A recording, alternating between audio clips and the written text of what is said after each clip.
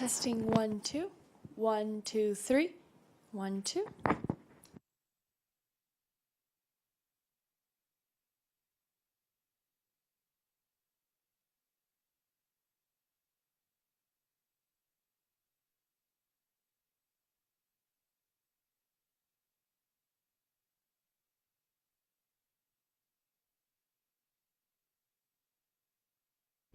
Testing 1, 2. 1, 2, 3.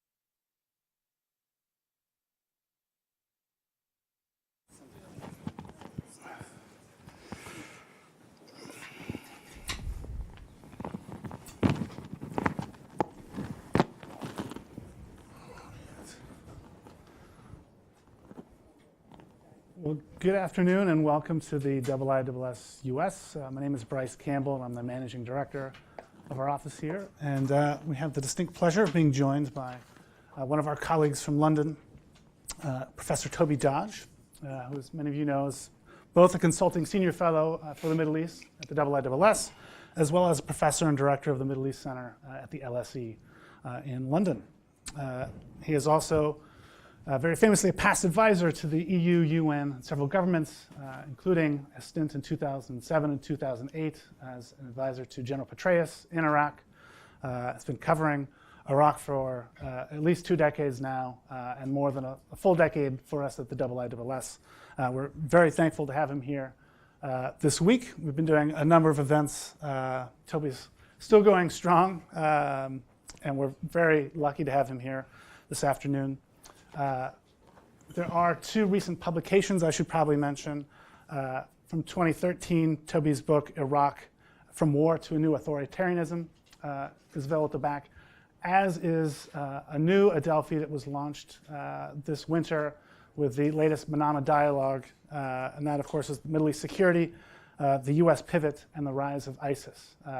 Toby is one of the 2 editors of that volume, and it ties in quite nicely for today's topic, where Toby will be explaining how this problem of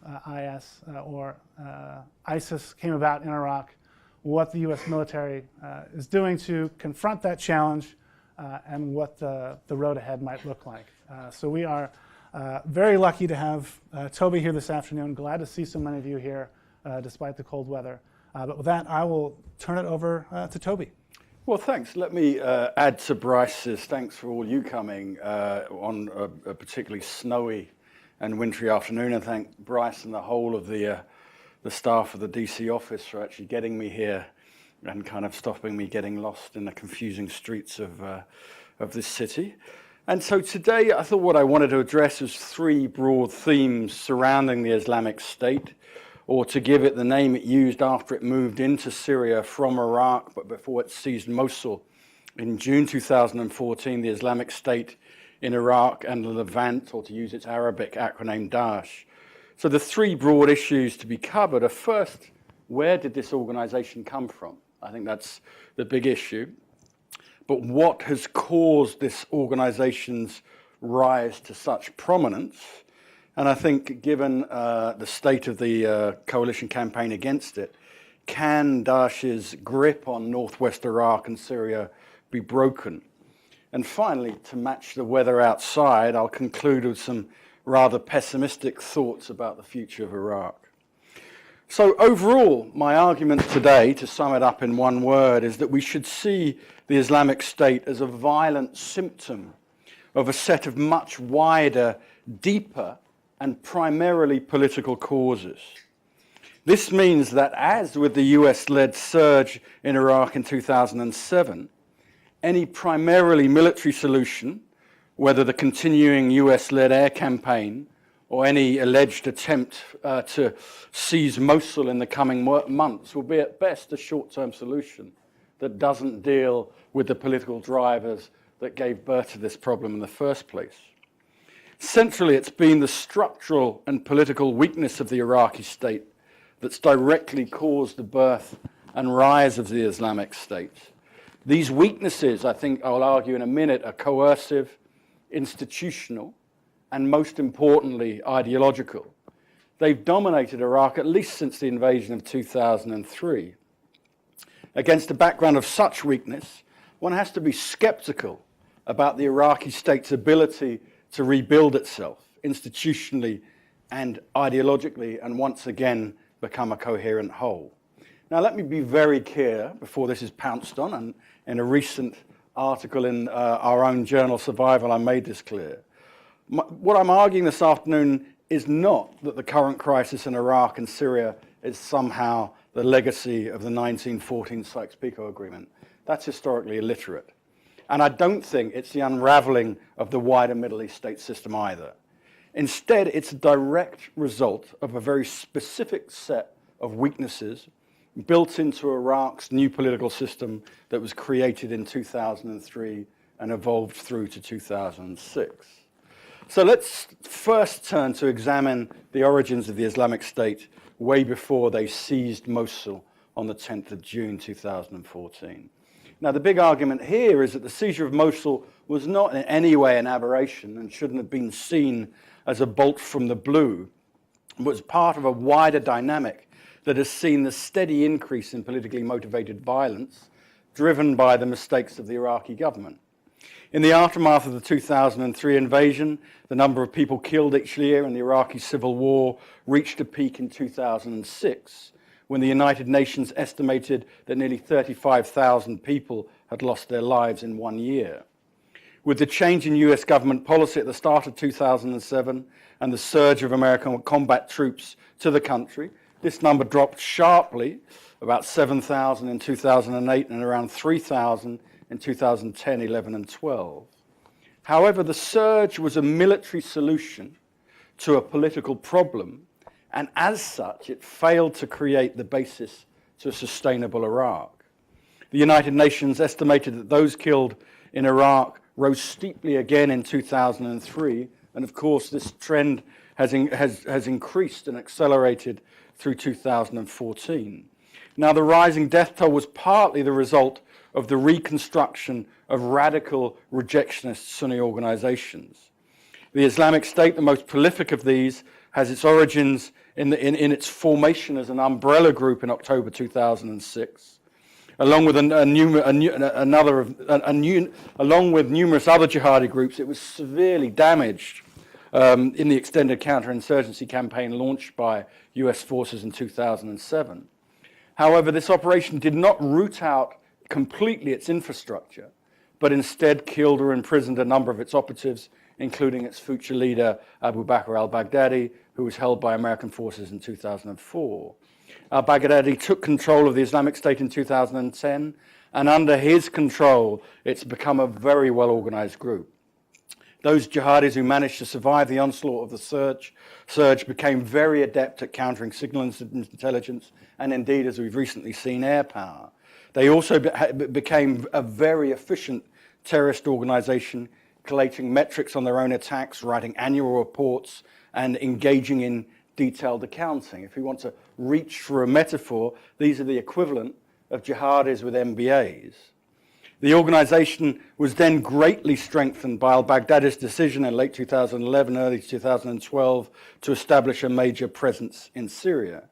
This was an attempted hostile takeover, still very much in play, by the Islamic State of the radical jihadist fight against the Assad regime.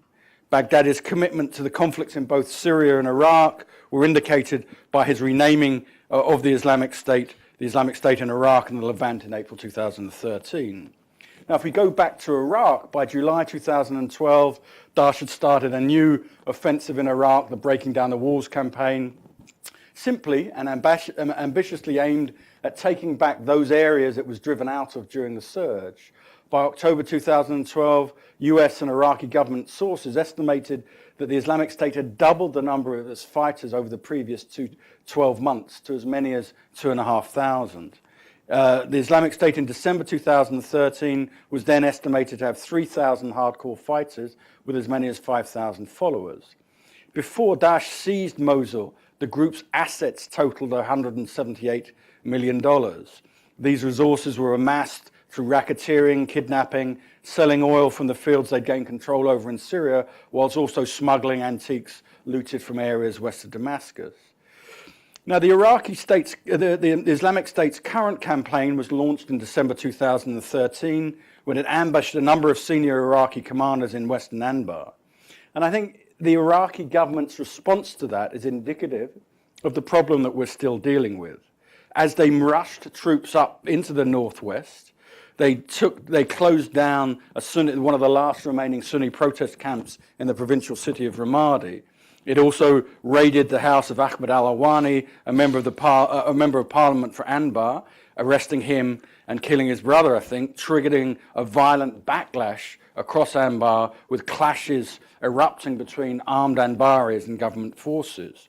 Exploiting this, in early January 2014, Daesh seized Fallujah and parts of Ramadi, and then seized Mosul in skirmishing between the 6th and 10th of June, that came after the national elections of March 2014. Now, I think the siege of Mosul after the elections is indicative against a background of poor election results for those seeking to represent the Sunni population. The Islamic State seized Mosul in June as proof that it had a greater ability to fight for Iraq's Sunni population than their elected politicians. The Islamic State's long-term presence in Mosul, way before June 2014, was indicated by the fact that they were estimated to be making several $1 million a month from racketeering in the city before they took overt control. And after 4 days of skirmishing, it succeeded in taking over the whole city with a population then estimated to be above 1 million. Quickly capitalizing on its dominance, it burned police stations, released prisoners, and Mosul's governor, Athil Najafi, escaped the city only after his bodyguard fought off the Islamic State's advance. Now, the fall of Mosul, as we know, triggered a flight of about 500,000 people. 5 days later, the Islamic State seized Tel Afar, and then the militants pushed south, laying siege to Beji and taking control of Tikrit. They then fought their way out of Nineveh province, heading down the main highway towards Baghdad and also pushing into Diyala. I think by any estimates, this was a fairly amazing military campaign. Now, look at the Islamic State today, after the US launched its air campaign in August 2014. Now, the air campaign has had limited successes. It clearly broke the Islamic State's momentum and stopped their move on Erbil and finally halted the siege of Kobani. However, the insurgents still have the initiative in large parts of northwestern Iraq and the ability to launch attacks where and when they want to. Although the Islamic State has been driven out of some territory on the edge of the areas it controls, this amounted at the end of January to about 1% of what it had seized.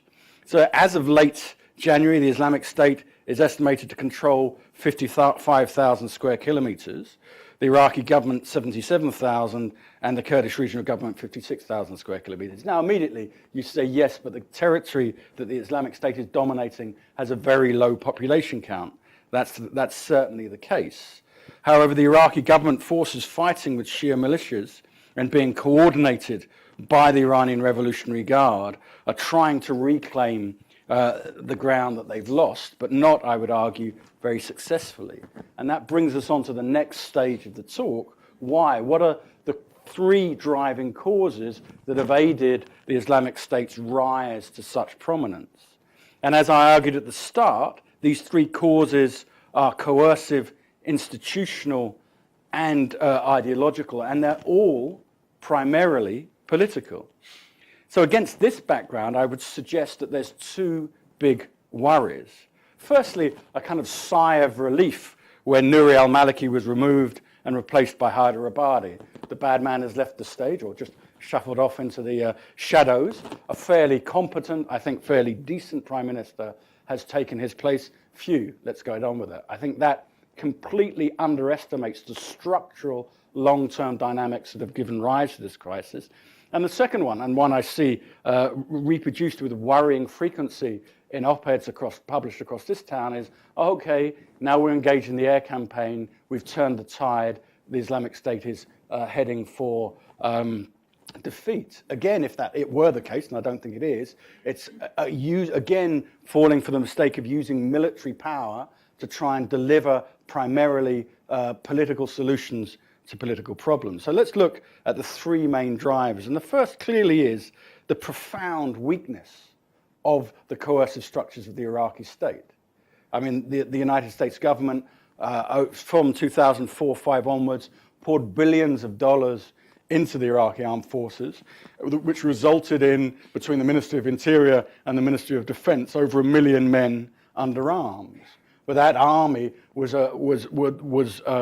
put under severe strain with the campaign running from December 2013 through to June 2014 and basically collapsed. Now, one of the reasons for that is obviously the profound corruption that not only runs through the army, but the whole Iraqi state. $3,000 for a junior Iraqi officer to get into the Officer Training Academy, with $30,000 to get promoted to general. Now, why are these coercive entrepreneurs investing in the Iraqi army? The argument clearly is that the access to resources, i.e. corruption, to pay back those investments were, and probably still are, fairly generous. The Ministry of Defense estimates that 25% of its own annual wage bill goes in embezzlement. One of the innovations brought into the Iraqi army was the subcontracting of the delivery of food and comfort to senior army officers who clearly pocketed a lot of that money and didn't pass it down to their troops. In the advance of the collapse of Mosul, it was clearly evident that junior soldiers were shopping in the bazaars, buying their own food and cooking it. And of course, the second the coercive weakness, or second source of coercive weakness, is Nouri al-Maliki, the previous prime minister's attempt not only to coup-proof the army, but also to break its institutional coherence and tie its key generals to him personally. And as we saw with two of those key generals' rapid flight from Mosul into the KRG and from there back to Baghdad, these individuals weren't appointed for their military skill, their affinity with their soldiers, but basically and simply their loyalty to Nouri al-Maliki. So that's the first big problem. The second is infrastructural weakness that has undermined the civilian institutions of the Iraqi state. The so-called Muhassasa system that has guided the creation of every government of national unity since 2005, apportioning ministerial positions and ministries, their payrolls and their resources as the spoils of election victory. That means that you're breaking up the coherence of the cabinet, but also in giving ministries to political parties and their senior barons, you're actually giving them a great deal of autonomy over the cabinet posts that they've been given and the payrolls that they then exercise. The former head of the board of the Supreme Audit, the government arm that's both auditing ministerial expenditure, but also trying to chase down corruption, called the government's contracting process the father of all corruption issues. Senior politicians oversee the awarding of contracts for government reconstruction and rehabilitation, pocketing large slices of the money, but protecting the companies who then carry out shoddy work or no work at all. So basically, you have the civilian institutions of the Iraqi state hollowed out by acknowledged and profound corruption. Now, if that wasn't enough, I think the third corrosive pillar of this problem, the third driver of the rise of the Islamic State, is the ideological bias integral to the political system set up from 2003 onwards. And again, it's the Muhassasa system, that the Iraqi state, the electoral system, and the vast majority of parties involved in it herald, recognize, reach out to the population of Iraq purely and exclusively in terms of their sectarian identity. Muhassasa apportionment, dividing up the polity in terms of sectarian identity. So I think that has had an increasingly corrosive effect on the very nature of a unitary citizenship. But more than that, the role that the supposed Sunni population is meant to play has been dramatically reduced from de-Baathification in 2003 onwards. That targeting of the Sunni population, the simple, crude, and unsustainable collapse of the Sunni population into the previous Ba'athist regime, I think reached its peak, and we can find a very specific day. On the 20th of December, 2012, when the House of Rafi al-Asawi, the Minister of Finance, a popular Sunni politician, and indeed what we might call in this city an Anbar homeboy, an indigenous guy with a strong legitimacy, his house was raided, as was the house of Vice President Tariq al-Hashimi the year before. His bodyguard were arrested, and 3 months later, he was driven out of the cabinet. Now, if you want to put a date for the beginning of this crisis, it wouldn't be December 2013 with the seizure of Ramadi and Fallujah. It would be the 20th of December 2012, a popular, effective politician driven from the cabinet on trumped-up charges of supporting terrorism, triggering mass popular demonstrations across the whole of the northwest of Iraq. These demonstrations ranged from December 2012 through to April 2013, when the government finally brought in the Iraqi army and violently suppressed them. Now, against that background, certainly the rise of the Islamic State, with all its barbarity and violence, looks like a terrorist organization capitalizing on a much wider, more deeper, powerful discontent of a section of society that have been marginalized from 2003 and persecuted through that swathe of history. So the question now is, can the Islamic State be beaten? And of course, against that background, the answer is only through a primarily political solution, a solution that recognizes the causes that drove Sunni discontent and that fertilized the fields, as it were, from which the Islamic State arose. Now, we've had, since President Obama's declaration of this military campaign against Daesh, driven by the use of air power and proxy local allies, 2,000 airstrikes that claims to have killed 6,000 Islamic State fighters and cost a total of $1.2 billion. However, the strategic limitations of air power are well known. Already, its long-range shelling by the Iraqi army of areas held by the Islamic State has clearly increased, if that were possible, the alienation of a population that is meant to be part of the solution, not a target. And I think what the great danger is that the proxies in the face of the Iraqi army, the Peshmerga and the Shia militias, are actually contributing to the problem that the air power is meant to, that this campaign is meant to overcome. I was talking to, let's say, a senior US government decision maker over the last few days and making this point to him, and he said, well, who else can we use? Who else is going to fight against Daesh? And I said, but surely if the cure is going to kill the patient, well, how good, how sustainable is the cure?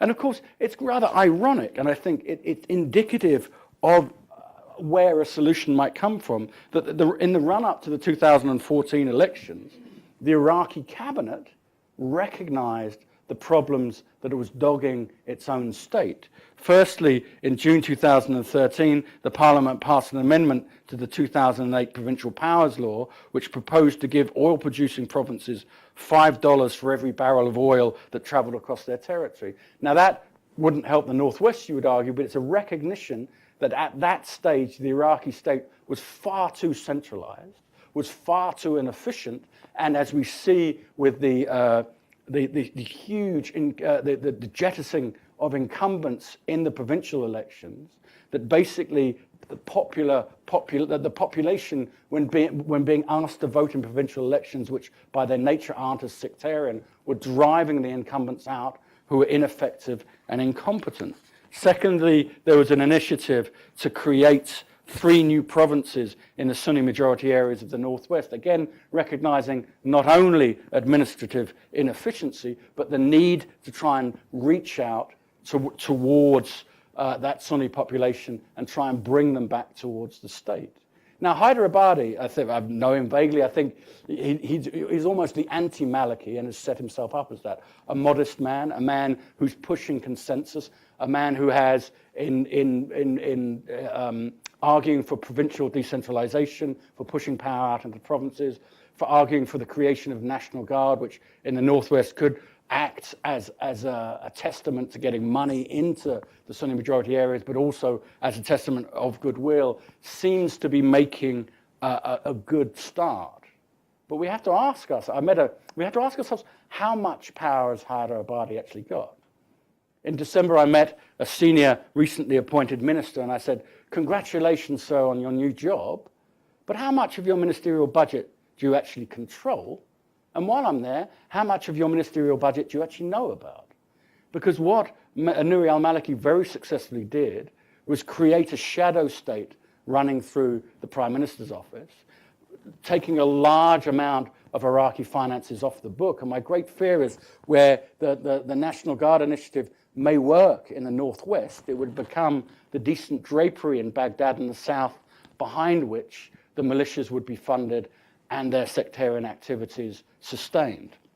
So on that happy note, and in the last 5 minutes that I've got, let me lead you with the conclusions about Iraq and 4 big issues that I think need to be dealt with. The first I've touched upon, which is the omnipresence, the dominance of Shia militias across Baghdad, but right up to and being active on the front line.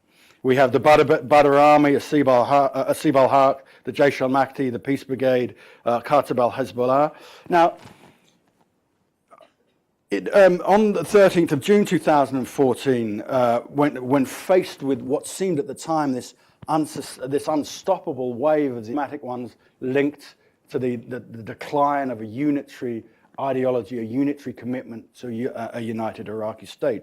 The first and the most problematic one, I think, are changes in what we could call Shia popular discourse or Shia identity in the aftermath of June 2014. What we see now, I think, is open, overt discussion about the benefits of seceding from Iraq for the Shia majority population. That's quite amazing. A majority population actively discussing seceding from the state that they dominate is indicative, I think, of the pessimism, the popular pessimism towards not only the Kurdish regions, but especially the northwest. Now imagine what that would look like structurally. Where would the Shia state start? Would it start in Baghdad, or would it start up with the Golden Chine in Samarra, go down through Najaf and Kabul, down to the deep, the oil fields of the deep south? That in itself would involve huge population transfers reminiscent of the partition of India at independence. But secondly, and equal to that, I think are a transformation in Sunni identity politics. In October 2014, the Anbar Provincial Council called to the United States to deploy direct air support in their defense, in their fight against the Islamic State, because they felt they'd been ignored by the federal government. So I think what we have are 2 very worrying ideological trends triggered or exacerbated, accelerated by the events of June 2014, but leading to the profound question about the sustainability of the Iraqi state. So to leave you with a couple of thoughts, and I circumvent the question I always ask at the end of this, so what would you do, smart boy? You've got all the critique, what would be your position?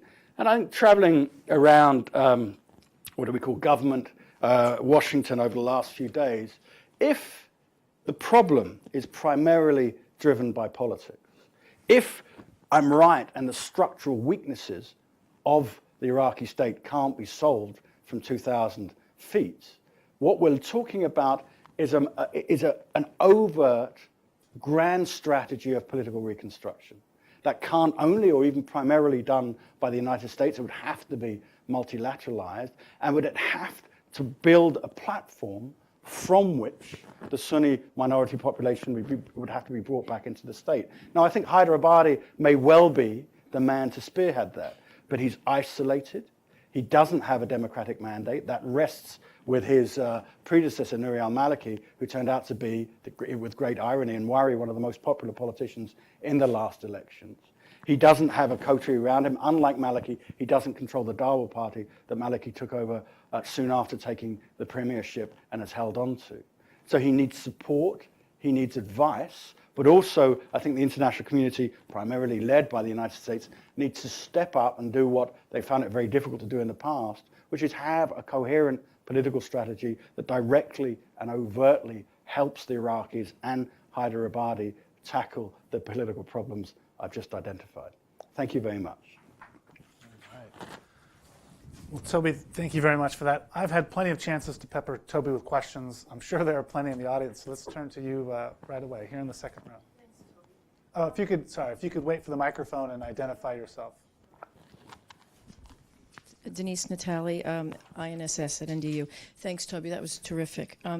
I do want to question, though, I agree with the structural dynamics, but there's a lot going on and changing right now. I think there's an assumption that these communities themselves are unified. Yeah, no, right? I mean, the Kurds are making alliances with Sunni Arab leaders that were unthinkable. Abdullah Yawar from the Shamar tribe working with Barzani. Some of the Sunni community itself is so fragmented that they're fighting right now over the fact that New Jaffe has no legitimacy inside Mosul. and third, the Shia themselves. I've been just finished track 2, and we had a lot of discussions with the Iraqis.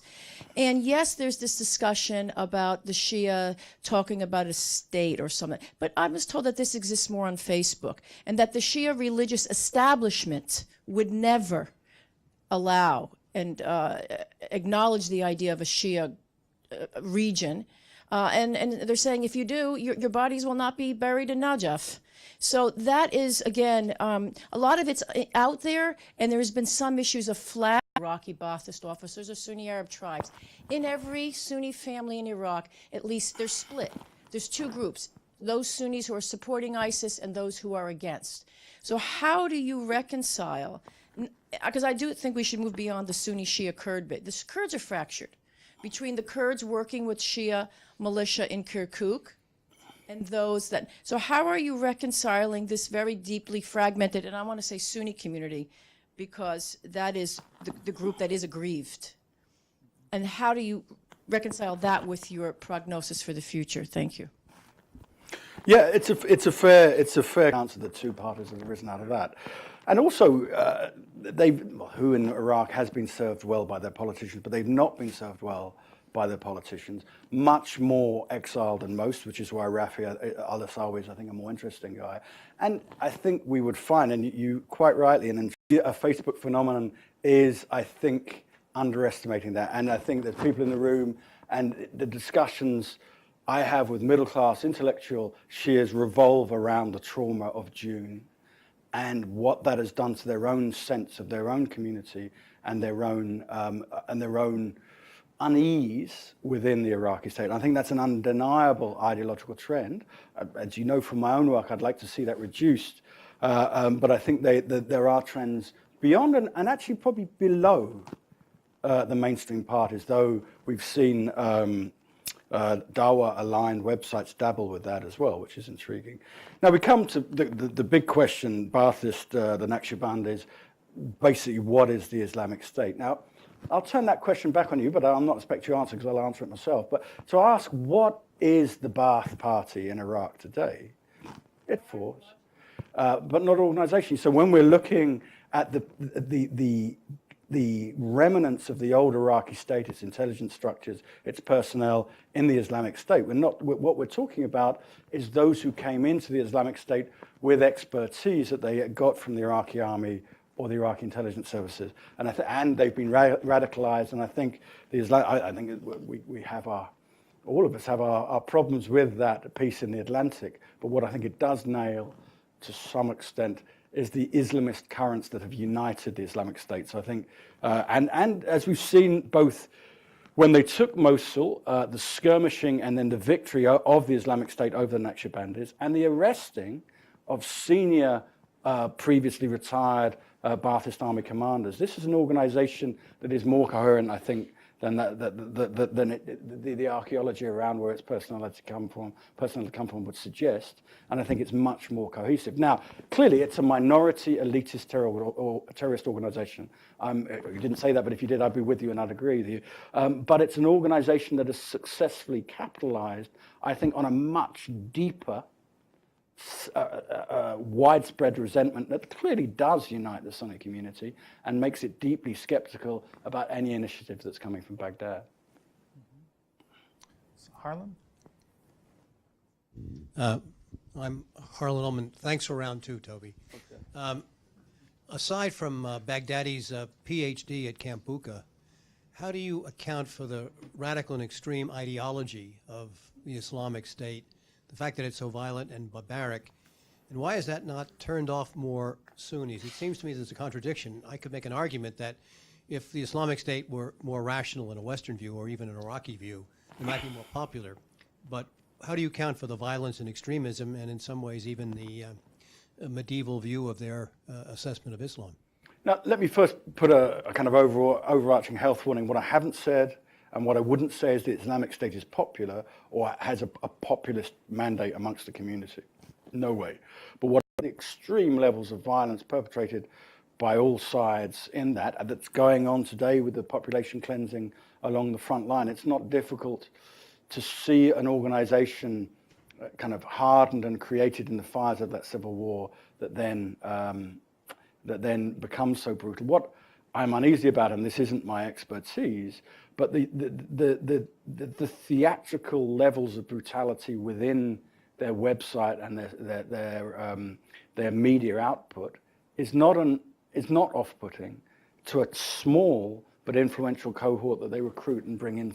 If the current campaign is anything to indicate, will lead to large-scale population transfers, Sunnis being driven out of the areas that have been liberated, with no backstopping of institutional political capacity to deliver governance and representation to the Sunnis left. If the brutality is, to kind of paraphrase you, our best ally, where are the population that ISIS are currently sheltering amongst going to go? Are we looking for a new awakening here? Is that what we're talking about? Because the awakening, as I read it then, was caught between the Islamic State, caught between the forerunner of the Islamic State, Al-Qaeda, that was brutalizing them and imposing upon Anbar a very un-Anbari reading of Islam. The Shia death squads involved in brutality and population transfer, and the US military. They picked the least worst evil. Now, the US military aren't on the ground, and the Iraqi state hasn't done anything yet, quite the reverse, apart from a genial and rather astute prime minister, to deliver any form of confidence building. Now, Denise's point about the fracturing of the community and the alliances breaking out across Anbar is a good one. But these aren't mass majority movements at the Princeton. I'd be with you, but I don't see that. At the moment, I don't see that space or organization for a fight back. Here in the middle.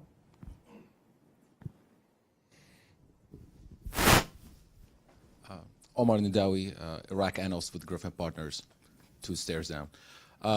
Thank you so much for the very insightful presentation. I agree with you exactly that the ISIS rise is a manifestation of a regional combination of security dilemmas between Sunni and Shia that probably is a result of the grander Iran or Persian, Saudi, Turkish rivalry. If we want to deal with,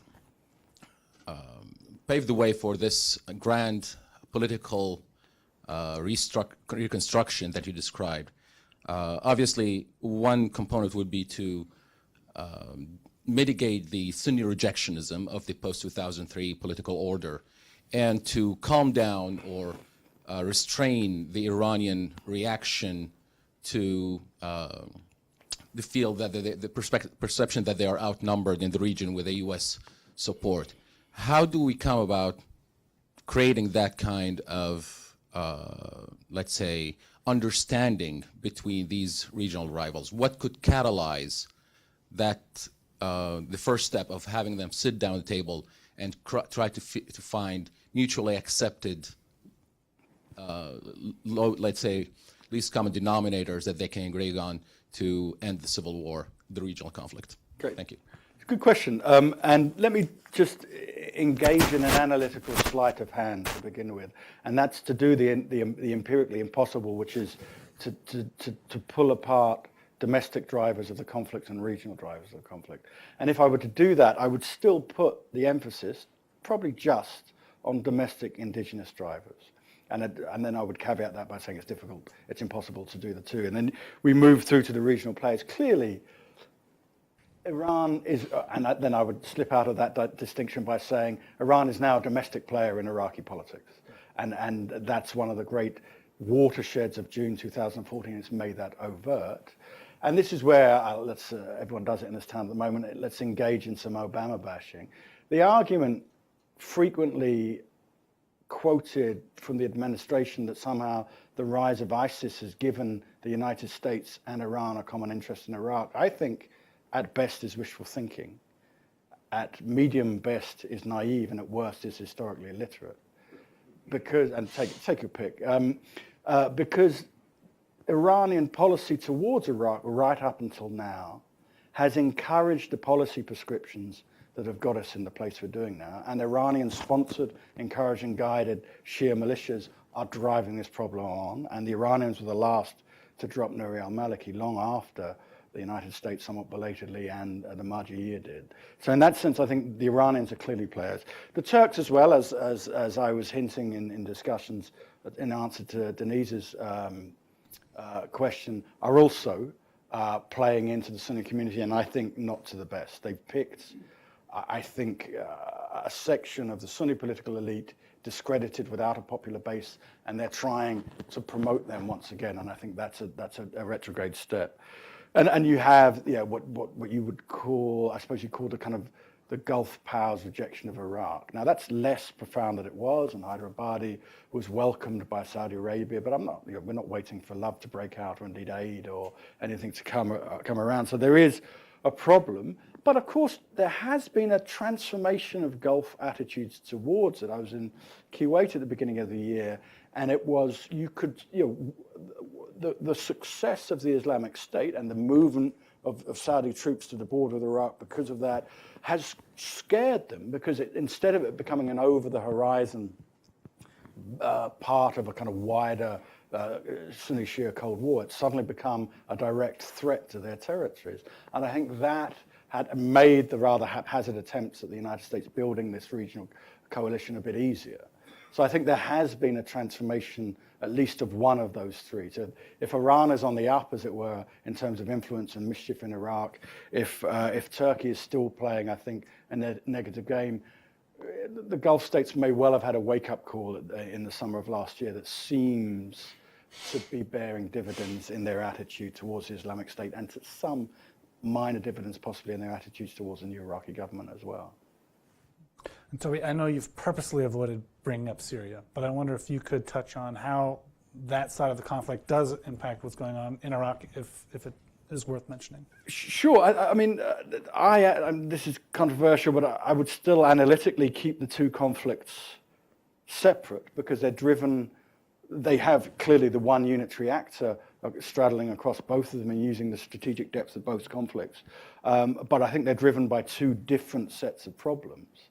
And like the United States administration, I am an Iraq first man myself. But in that sense, clearly what the Syrian campaign, the Syrian civil war has allowed the Islamic State to do is to recruit largely from jihadi tourists, to benefit from the tidal wave of Gulf resources going into Syria, not to Iraq, not to them, but the spillover in terms of weapons, technology, money, clearly was beneficial. And the way that the Gulf states, unknowing to themselves, through both of them, because of the causes being different, international policy being different, and I think the battlefield being much more fluid in Syria.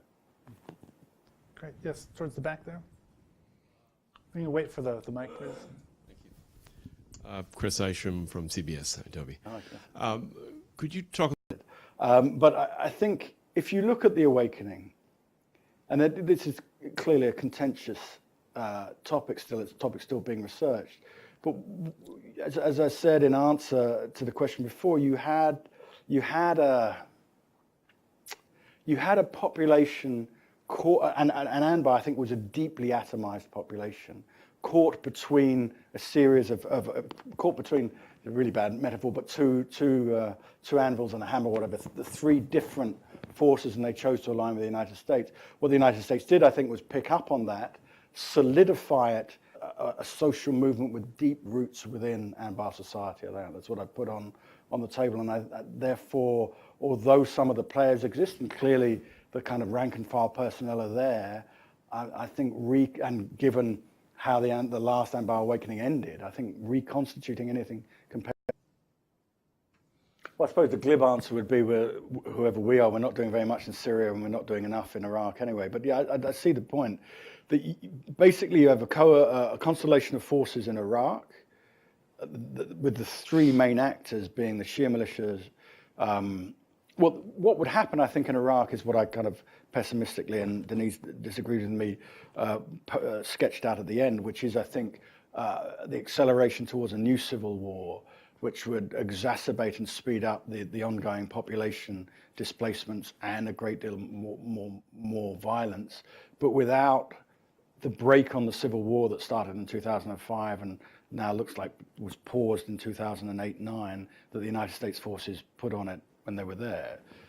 And that, to some extent, I think resembles the Syrian conflict where we are at the moment, a fluid battlefield, a deeply penetrated civil war with regional players funding proxies and fighting through that. I think that's where we'd be going. Now, would it spread? I mean, of course, clearly, for two very specifically different reasons, both Jordan and Lebanon are very, very vulnerable. I think the Lebanese realize it more than the Jordanians, but maybe we'll just leave that comment floating.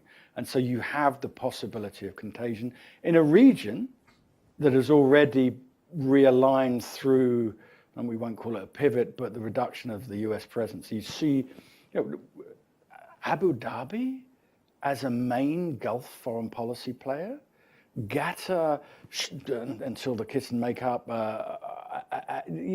The strange things are happening. I think because of the incapacity of the Saudi king and the new Saudi king, but also because of so we have a regional Cold War being fought out mainly through ideology, through the manipulation of both sectarianism from above, but also kind of social media spreading sectarianism from below. We have these two open sores on the regional conscience, Syria and Iraq, but more so Syria. And then we have not so much international community, but the United States trying to contain what it sees as a perfect storm that's dragged it back. And No.